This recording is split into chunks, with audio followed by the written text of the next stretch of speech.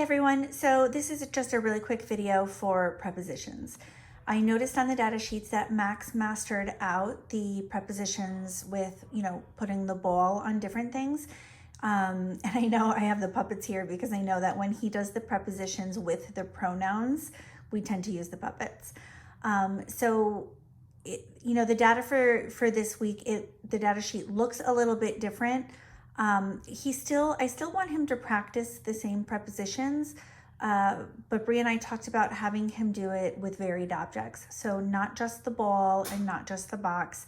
What I would do is in front of each of these guys, I would have like 3 or 4 different objects, but the same. So I might put a marker in front of each one, a pair of shoes in front of each one, a piece of paper in front of each one.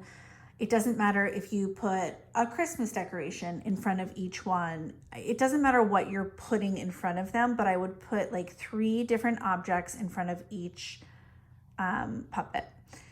And the reason that each puppet needs to have the same object is because I don't want the object to cue him for the pronoun. So for example, if the girl has a Matchbox car and the boy has a marker and you say, put her car under the trampoline, then the car is what's going to cue him and not the pronoun. So that's why whatever you do, whatever 3 objects you pick, it's got to be the same for each puppet when you're doing the pronoun part.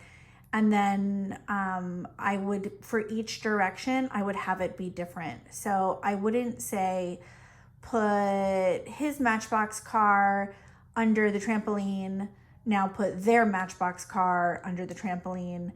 I would have, put his Matchbox car under the trampoline, put their ball next to the couch, put her Christmas decoration under the table. Just the point of what I want him to do with the prepositions now is varying it up. So the objects are going to be different, what each puppet, it's not the puppet doing it, but what he does with each puppet's object will be different. So he's really kind of practicing that. And what we can throw in there as well is, and I don't think it's on the data sheet, but we could throw in put your car under, put your car next to it, or whatever it is. But that's kind of what we're doing now with the prepositions. And then I think the first part of that is, okay, I'm sorry guys, I should have had the data sheet in front of me.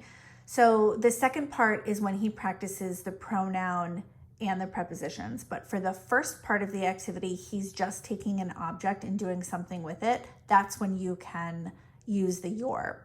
So for the first half, it's just going to be, Max, put your shoes next to the bench upstairs.